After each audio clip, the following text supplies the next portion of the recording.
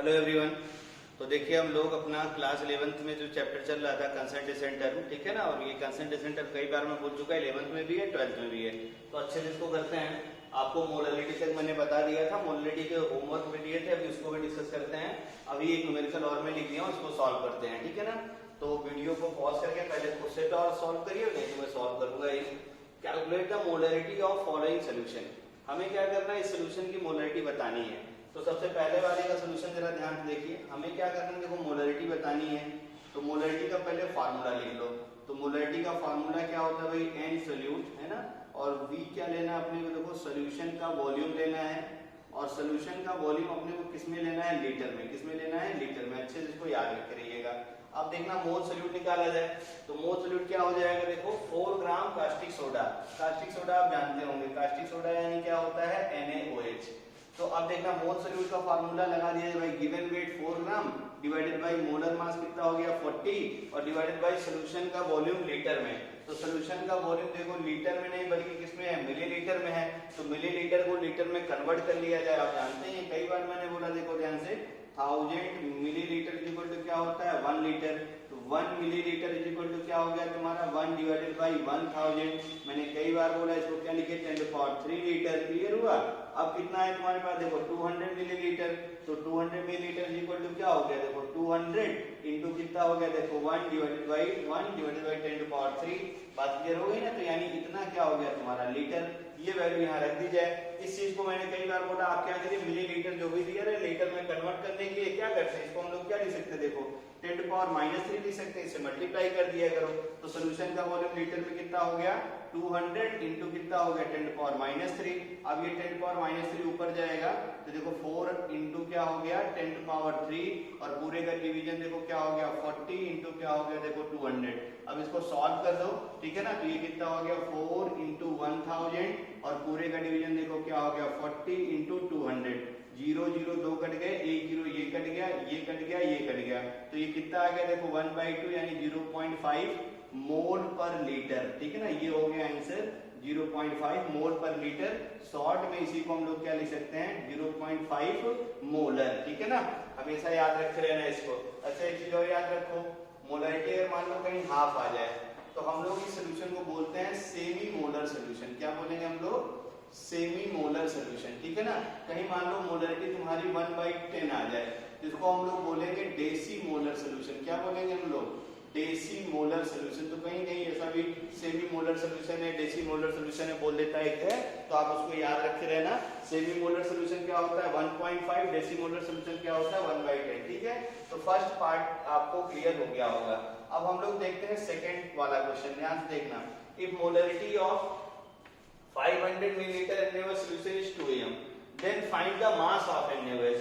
अब देखना ध्यान से, अपने को मास ऑफ NaOH बताना है और आपको मोलरिटी गिवन है।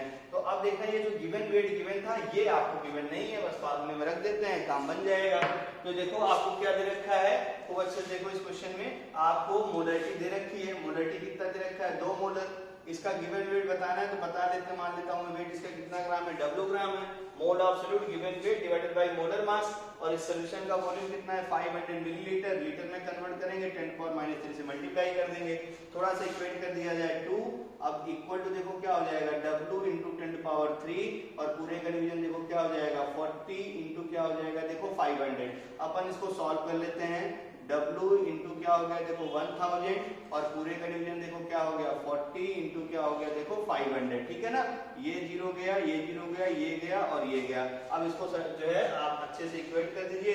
तो 5 4 जा नहीं कितना, देखो 5 4 जा 20 और 2 से मल्टीप्लाई कर दो, कितना हो गया तुम्हारा 40 ग्राम, है ना आसान। तो बस अगर फार्मूले पता है तो प्रॉब्लम बहुत आसान है, कोई दिक्कत नहीं है, ठीक है ना। फिर अगला देखते हैं तीसरा वाला प्रॉब्लम। पहले भी इसको हम लोग कर चुके थे। देखो ये कौन सा प्रॉब्लम है, 2 ग्राम कास्टिक सोडा है, dissolve in 20 millilitre water to prepare the solution of molarity 2 m। कितना 20 मिलीलीटर बनाया मिला है ये तुम्हें बताना है। तो देखना ध्यान से, सब कुछ तो पता ही है भाई, मोलरिटी दे रखी है सोल्यूशन की 2, है ना। अब देखना ध्यान से, 2 ग्राम कास्टिक सोडा यानी given weight divided by molar mass, mole हो गया। और इसमें किसमें डिसॉल्व किया है, 20 मिलीलीटर सोल्यूशन में।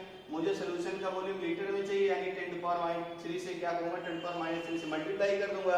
तो ये जो सोल्यूशन का वॉल्यूम मिलीलीटर में है कन्वर्ट हो जाएगा लीटर में, इसको सॉल्व किया जाए तो कितना हो गया 2 इंटू कितना हो गया 40 और इंटू कितना हो गया देखो 10 पावर 3, 2 इंटू कितना हो गया देखो 10 पावर 3 ऊपर भाग गया, 40 तो नीचे चला आएगा है ना, और ये क्या हो गया देखो 40 इंटू क्या हो गया V है ना, अपना किस में ये मिलीलीटर में, ठीक है ना।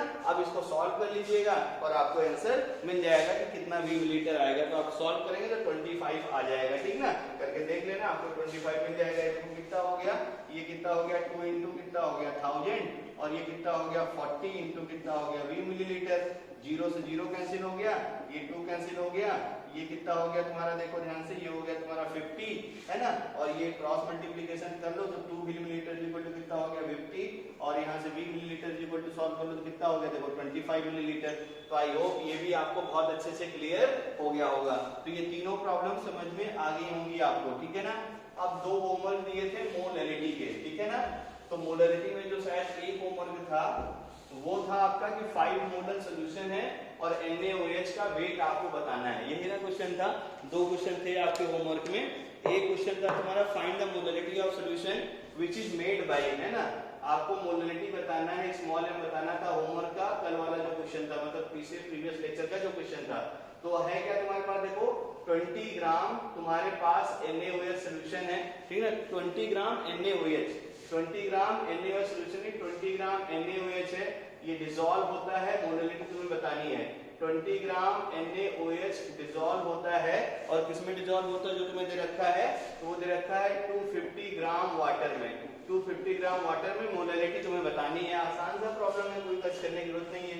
तो मोलैरिटी इक्वल टू तुम बहुत अच्छे जानते हो, क्या जानते हो भाई, मोलैरिटी होती है number of mole of solute divided by बोलो mass of solvent, mass of solvent अगर किलोग्राम में है तो कोई प्रॉब्लम नहीं है, और अगर ग्राम में है तो क्या करना है 1000 से मल्टीप्लाई कर देना है और तो कुछ करना नहीं है।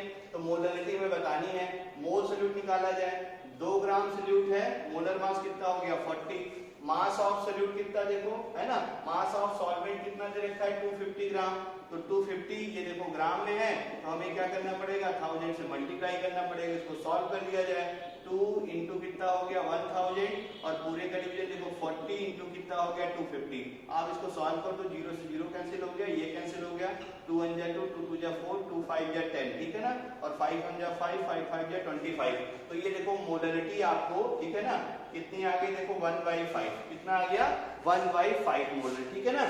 तो अब इसको जो है कितना आ गया कि कुछ और गड़बड़ हो रहा है कहीं, एक बार कैलकुलेशन देख लेना, ठीक है ना। तो ये कैलकुलेशन में ठीक है, कोई दिक्कत नहीं है, एक बार कैलकुलेशन चेक कर लेना आप, ठीक है। तो 20 ग्राम आपका डिसॉल्व हो रहा है, 20 ग्राम NaOH dissolve in 250 gram of water, तो 20 ग्राम ये देखो गड़बड़ हो रहा था ना, यहाँ 20 ग्राम में 2 ग्राम लेके कर रहा हूँ, ये 20 है भाई, तो ये 20 है, ठीक है ना। तो ये आपका अभी कितना बचा था, ये बचेगा अपना कितना 10 बचा रहेगा, ठीक है ना, बस में 2 1 जा 10 बचा, अब 2 से कितना हो गया ये हो गया तुम्हारा, ठीक है ना। अब ये बचेगा आपका देखो, ये जो बचा है तो 5 और 5 2 का कितना हो गया 10, यानी मोलैरिटी कितनी आ गई 2 मोलर, है ना। ये देखो वेट 20 है, मैं 2 लिखे कर रहा था तो आपको समझ में आ गया होगा। चलिए ये हो गया आपका होमवर्क का फर्स्ट क्वेश्चन, आंसर था 2 मोलर, जिसका मैच किया हो बहुत अच्छी बात है। अगला जो क्वेश्चन था वो ये था कि आपको 5 molar aqua solution, 5 molar aqua solution आपको NaOH दे रखा था और आपको फाइंड द मास बताना, मास ऑफ NaOH सॉल्यूशन बताना था, ठीक है ना। बहुत अच्छे से देखो ध्यान से, आपको 5 मोलर NaOH सॉल्यूशन दे रखा है, 5 मोलर NaOH सॉल्यूशन तुम्हें दे रखा है, ठीक है ना। और हमें क्या बताना है, हमें बताना है इस क्वेश्चन में कि इसमें बताइए मास ऑफ NaOH यानी कितना है, तो यानी NaOH सॉल्यूट है।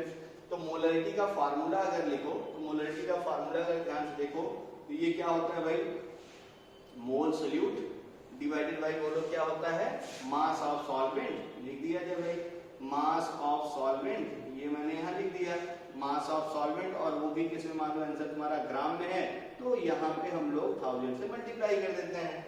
तो अब देखो सोल्यूशन दे रखा 5 मोलर, तो 5 मोलर मतलब क्या हो गया कि 5 मोल तुम्हारा NaCl, 5 मोल तुम्हारा NaOH दे रखा है, 5 मोल NaOH, ठीक है ना। अब 5 मोल NaOH डिसॉल्व है 1 kg ऑफ सॉल्वेंट, ठीक है ना। 5 मोलर जो 5 मोल NaOH ये क्या है तुम्हारा डिसॉल्व इन मोलैरिटी के डेफिनेशन से dissolve in 1 kg of solvent, यही ना मतलब हुआ 1 kg ऑफ सॉल्वेंट में डिसॉल्व है, ठीक है ना। अब देखना ध्यान से 1 kg सॉल्वेंट मतलब क्या हो गया, देखो 1000 ग्राम ऑफ सॉल्वेंट हो गया, कोई दिक्कत तो नहीं ना यहाँ पे। अब हमें क्या बताना है इसकी मोलरिटी, तो मोलर इसमें बताना है इसका सोल्यूट का कितना वेट है, तो फार्मूले में रखा जाए मोलरिटी कितनी है 5। अब देखना है मोल सोल्यूट क्या हो जाएगा तुम्हारे पास 5 मोल NaOH तुम्हें दे रखा है, 5 मोल NaOH दे रखा है तुम्हें, देखना ध्यान से 5 मोल NaOH यानी 5 मोल NaOH दे रखा है, और हमें बताना था कि कितना मास जो है NaOH का हो जाएगा। तो अब देखना ध्यान से हम लोग यहाँ से निकालेंगे 5 मोल ये हो गया, तो ये क्या हो गया देखो गिवन वेट मोल का फार्मूला लिखता हूँ और डिवाइडेड बाय इसका कितना हो गया देखो मोलर मास है ना। और अगर सब्सटेंस का वेट मान लो हम लोग ग्राम में ले लेते हैं, तो ये क्या करूंगा 1000 मल्टीप्लाई और यहाँ पे क्या लिखूंगा मैं देखो 1000 ग्राम, चाहे ऐसे लिखूं या आसान से है, देखो क्या हो गया 5 मोल इक्वल टू क्या हो जाएगा पहले मोल का फार्मूला वेट ऑफ NaOH ये सोल्यूट तुम्हारा divided by molecular weight NaOH कितना हो गया 40 है ना, और पूरे का डिवीजन सॉल्वेंट का वेट किसमें देखो किलोग्राम में, सॉल्वेंट का वेट किसमें हो गया किलोग्राम में, ठीक है ना। तो ये है आपका सॉल्वेंट का वेट इतना दे रखा है, हमें ये वैल्यू पता करनी है, तो मुझे नहीं लगता कोई दिक्कत है, आराम से सॉल्व हो जाएगा, क्लियर हो गया ना। तो ये है तुम्हारा जो हम लोग आराम से क्वेश्चन को अटेम्प्ट करके हिट करके क्लियर कर सकते हैं कि भाई क्या होने वाला है, ठीक है ना। तो ये आपका अगर किलोग्राम में आंसर है तो 1 kg रख देना, और ग्राम में आंसर है तो इसको फिर 1000 ग्राम रख के 1000 कैंसिल करके फिर से सॉल्व कर देना, आपको आंसर मिल जाएगा। तो आई होप ये सेकंड प्रॉब्लम भी आपको बहुत अच्छे से क्लियर हो गई होगी। तो अब तक जो कंसंट्रेशन आपने पढ़े हैं, ठीक ना, उनकी बात हम लोग कर लें। तो उसमें देखो आप कंसंट्रेशन जो पढ़ रखे हैं, सबसे पहले आपको पढ़ाया था परसेंटेज, थोड़ा सा रिवाइज हो जाएगा। दूसरा आपको पढ़ाया था ग्राम पर लीटर और पढ़ाया था स्ट्रेंथ ऑफ सॉल्यूशन। तीसरा मैंने बताया था आपको याद करिए, थर्ड हम लोग पढ़े थे और वो था तुम्हारा मोलरिटी, और फोर्थ हम लोग पढ़े थे वो थी अपनी मोलरिटी, ठीक है ना। इतने कंसंट्रेशन हो चुके हैं, अब हम लोग मोल फ्रैक्शन पढ़ते हैं, फिर और अच्छे अच्छे क्वेश्चन बनते हैं। मोल फ्रैक्शन नॉर्मेलिटी दो मतलब फेमस वाले बचे हुए हैं, और पार्ट पर मिलियन 3, बल्कि बाकी तो हमें एक दो ऐसे पढ़ लेना है नॉलेज के लिए, ठीक है ना। तो थर्ड हम लोग, इसके बाद फोर्थ हो गया था, अब हम लोग 5th नंबर पर पढ़ते हैं मोल फ्रैक्शन, ठीक है ना। ध्यान से देखना, अगला कंसंट्रेशन है अपना मोल फ्रैक्शन। तो मोल फ्रैक्शन की बात हम लोग करेंगे। अब मोल फ्रैक्शन देखो, फ्रैक्शन में कई बार बताया मैं, फ्रैक्शन मतलब क्या होता है कुछ इंडिविजुअल कंपोनेंट का पार्ट। मान लो ये तुम्हारे पास एक सोल्यूशन है, मान लो ये तुम्हारे पास एक सोल्यूशन है, इसके अंदर देखो क्या है सोल्यूट है, इसके अंदर क्या है तुम्हारा सोल्यूट है, और इसके अंदर देखो तुम्हारा क्या है सॉल्वेंट है, इसके अंदर सोल्यूट है और इसके अंदर क्या है सॉल्वेंट है।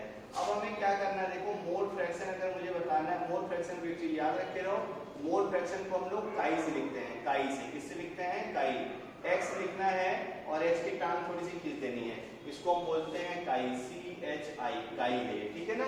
तो देखना ध्यान से, मोल फ्रैक्शन अगर मुझे मान लो सोल्यूट का लिखना है, तो मोल फ्रैक्शन अगर सोल्यूट का लिखना है सोल्यूशन में, तो मोल का फ्रैक्शन लिखना है यानी मोल का पार्ट, तो पार्ट कैसे लिखते हैं देखो, मोल ऑफ सोल्यूट याद करिए, और डिवाइडेड बाय क्या हो जाएगा मोल ऑफ सोल्यूशन, यही ना हो जाएगा मोल फ्रैक्शन सोल्यूट का, ठीक है ना।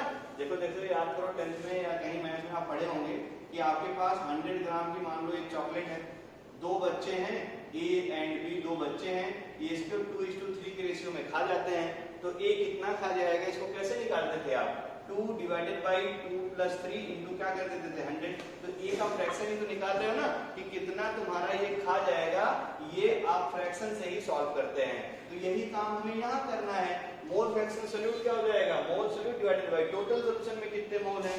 अब फार्मूले में अगर लिखना है, सोल्यूट के मोल को मान लो N1 है और सोल्यूशन के मोल को मान लो भाई N1 प्लस N2 है, सोल्यूट के मोल को N1 मान ले रहा हूँ, सॉल्वेंट के मोल को N2 मान ले रहा हूँ मैं। फिर देखना मोल फ्रैक्शन अगर हमें मान लो सॉल्वेंट देखना है, मोल फ्रैक्शन मुझे सॉल्वेंट देखना है, तो सॉल्वेंट का मोल देखो ध्यान से क्या हो जाएगा, मोल पहले किसका सॉल्वेंट का डिवाइडेड बाय मोल किसका हो जाएगा देखो सॉल्यूशन का। तो अगर मोल सॉल्वेंट की बात करो तो मोल सॉल्वेंट कितना हो गया N2 और डिवाइडेड बाय मोल सॉल्यूशन क्या हो गया देखो N1 प्लस N2, ठीक है ना। वैल्यू रख के आप अच्छे से इक्वेट कर लीजिए तो आपको ये भी मिल जाएगा। एक बात जो यहाँ बहुत अच्छे से ध्यान में रखने वाली है, ठीक है ना, सबसे पहली चीज आप देखना ध्यान से, सॉल्यूशन में चाहे जितने कंपोनेंट ले लो उनके मोल फ्रैक्शन का सम 1 होता है, ठीक है ना। मतलब हमेशा याद रखो sum of mole fraction present in the solution, sum of mole fractions, अच्छे से याद रखो, सम चाहे जितने कंपोनेंट हो इस सॉल्यूशन में, ठीक है ना, सबके मोल फ्रैक्शन, कंपोनेंट आप अच्छे जानते हैं भाई, ठीक है ना। मोल फ्रैक्शन अगर मुझे निकालना है तो मैंने तुम्हें बताया था बाइनरी हो, टर्नरी हो, क्वाटरनरी हो, तो उसमें एक सॉल्वेंट का काम करता है, बाकी जितने भी कंपोनेंट होंगे वो सब किसका काम करते हैं, सोल्यूट का काम करते हैं। तो सम ऑफ मोल फ्रैक्शन, ठीक है ना, मोल फ्रैक्शन ऑफ सॉल्यूशन, अच्छे से याद रखते रहना, sum of mole fraction of solution हमेशा क्या होता है 1, ठीक है ना। अब स्कूल एग्जाम में कभी भी पूछता है कि इसको प्रूव करके बताओ, बच्चों वाली चीजें, तो मोल फ्रैक्शन ऑफ सॉल्यूशन देखो क्या हो जाएगा, अब आसान सा है, तो ये देखो ध्यान से, मोल फ्रैक्शन हमें किसका बताना है, सॉल्यूशन का। तो मोल फ्रैक्शन सॉल्यूशन का अगर मैं लिखूंगा तो ये क्या हो जाएगा, देखो मोल फ्रैक्शन सोल्यूट और प्लस मोल फ्रैक्शन क्या हो जाएगा, बोलो सॉल्वेंट। तो सोल्यूट का जो मोल फ्रैक्शन है वो N1 divided by N1 plus N2, जो सॉल्वेंट का मोल फ्रैक्शन है वो क्या हो गया, देखो N2 और डिवाइडेड बाई क्या हो गया, N1 प्लस N2, है ना। इक्वेट कर लिया जाए तो N1 प्लस N2 एलसीएम हो गया, ऊपर भी N1 प्लस N2, नीचे भी N1 प्लस N2, सॉल्व कर तो मोल फ्रैक्शन कितना आ गया 1। यानी पूरे सॉल्यूशन में चाहे सॉल्यूशन के जो भी कंपोनेंट हैं उन सब के मोल फ्रैक्शन का सम क्या होता है 1। इस पे रिलेटेड एक नीट का बहुत अच्छा क्वेश्चन है जो आपको मैं अभी आगे कराने वाला हूँ, ठीक है ना। तो अच्छे से थोड़ा ध्यान में इसको रखे रहिएगा। अब देखो इससे और कैसे कैसे चीजें पूछ सकता है सॉल्वेंट से,